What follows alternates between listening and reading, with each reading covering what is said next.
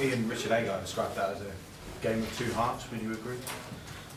Yeah, yeah, I'll say it was ruined, mate. That's what I'll say, pretty bluntly. It was ruined, the game. The first half, but we played well. We clocked off for one part of it, which we need to control that. We clocked off, and Brad caught us around the ruck with a smart dummy half play, which obviously we'd spoke about, but he is dangerous from dummy half. So we'll fix that up, but there's things that happen in the second half that are just way beyond our control there.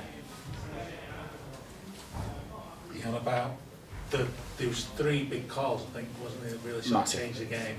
Particularly the one where he gave I think it was a knock on, then gave a penalty. Yeah. That he kicked. Niall in the air. Yeah, I mean, was he in the air? I think, yeah, 100% he's in the air. His legs up in front of him. Gale's actually, he's kind of hit his shoulder with the leg, and then he's drove over on top of him and landed on top of him from there. He's in the air. And you give that to any referee in Super League and it's on Sky, I'll give you 10 times out of 10 they'll say he's tackled him in the air there. And then our boys don't blow up. Every single person made a deal out of that. For me, I'd like Ganson to explain me and contact us, because I contacted him numerous times last year and he didn't come back to me. I think he needs to explain now in a game like that. It's different at the game now. You've got relegation, so you've got kind of livelihoods on the line and things like that. People who are in charge of the games have got to be doing it the right way, and I feel the game was ruined. Sort of lends into what you said a couple of weeks ago about having video refs at every game. Yeah. I suppose, doesn't it? Do you think the time's sort of coming to either say there are all games or none of them? Yeah, the big calls. I think you need them. The competition's getting tighter and tighter. You can see the game was a good game today. It was, especially within the conditions, it was real kind of tight. I think we completed our sets pretty well first half. We didn't finish them how we'd like to. Again, that's something we'd have to look at. Leeds dug in. Were pretty resilient in the first half as well, and then second half both teams were going at it. I just think that's a massive call, and then you come back from that and you can kind of recover from that if it's the one-off. But you look at the knock-on in the first half, which James Donaldson goes to tackle Atkin.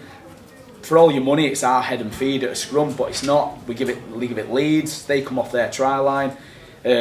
We get penalised for Gill being onside and going attacking Myler at dummy half. Conrad Earl's miles offside when he does it. He's not even in square. Mark, I don't think of a scrum to Leeds coming out. But it seemed to be, as soon as our crowd went berserk about the referee seemed to then just be like, just wash his hands of Salford and just referee the game in a totally different manner. And that's what I'm not happy about. And I know you get fines all the time for speaking out, but people ask you for your opinion. You should be able to give your opinion.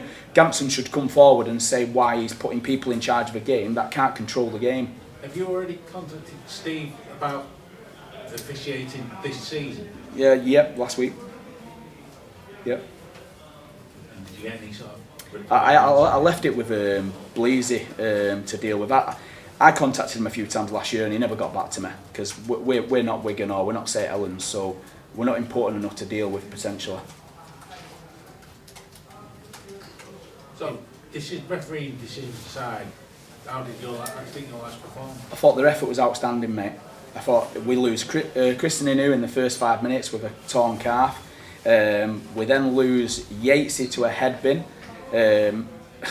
We lose Tyke to 1-0, although we could get him back out there, but his eye was shut, so we couldn't leave him out there for too long. We did it to give Gill a little bit of a breather so we could get him and Seb off and then try and put him back out there. But saying all that, 10 minutes to go, we were still in the game. We just then we forced an offload in good ball where they come the full length. Again, that's on us. That's on us to fix up that, and Leeds capitalised on the back end of that. But I think the game was ruined, not by Leeds or Salford, but by a different way.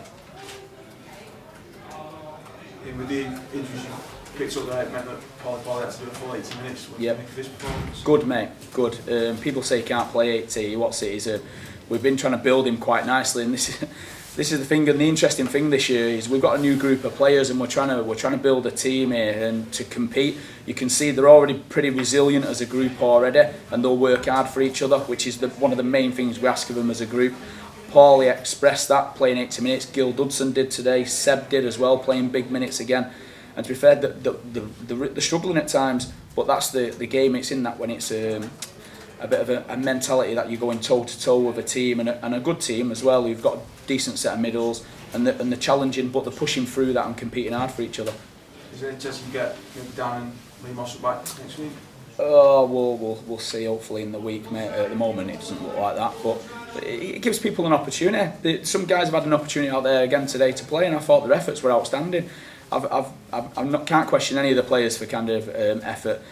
Yeah, we've not got the result we wanted. We wanted to get a win. We want to get a win every single week, but we know we're a new group. We know we're building towards something, and we were pretty similar at the beginning of last year as well, where we were trying to build a team.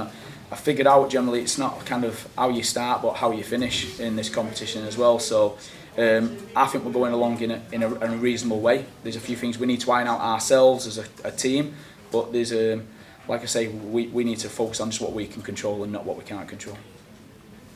So in terms of what you can control, then what's the main message going to be for Wakefield? Oh, the big one, like first half I thought we were great. Again, first half we played really well. We need to turn over better with our last plays, and we need to make sure we switched on. I think we did a great job on kind of Brad and in and around the ruck area for the first 39 minutes, and then he got us just before half time. But it's that concentration as a team of kind of sticking out really more than anything.